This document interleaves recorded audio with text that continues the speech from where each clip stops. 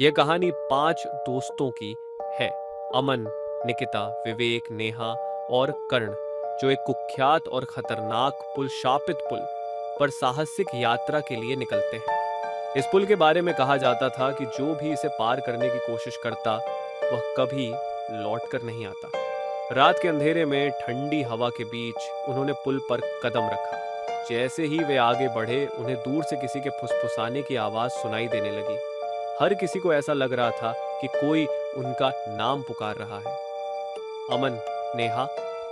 आवाजें धीमी लेकिन डरावनी थी। अचानक कर्ण रुक गया। उसकी आंखें डर से चौड़ी हो गईं। बाकी ने पूछा, क्या हुआ? कर्ण ने हकलाते हुए कहा, मुझे कुछ कहना है।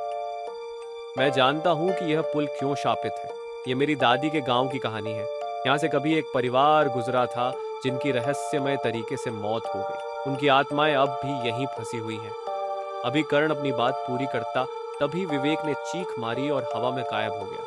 बाकी दोस्त स्तब्ध रह गए। उन्होंने देखा कि पुल की फर्श पर दरारें पड़ रही थीं, जैसे यह उन्हें निगलने वाला हो। अमन ने जोर से चिल्लाया, भागो! लेकिन जैसे ही वे मुड़े, नेहा को भी किसी अदृश्य ताकत ने खींच लिया। उसकी चीखें हवा में गूंजने लगीं। अब बस अमन, निकिता और कर्ण बचे थे। तभी एक गहरी भयानक आवाज आई, तुमने सच जान लिया है, अब कोई नहीं बचेगा। कहानी का अंत यह है कि अगली सुबह पुल खाली था। कोई नहीं जानता उन तीनों का क्या हुआ।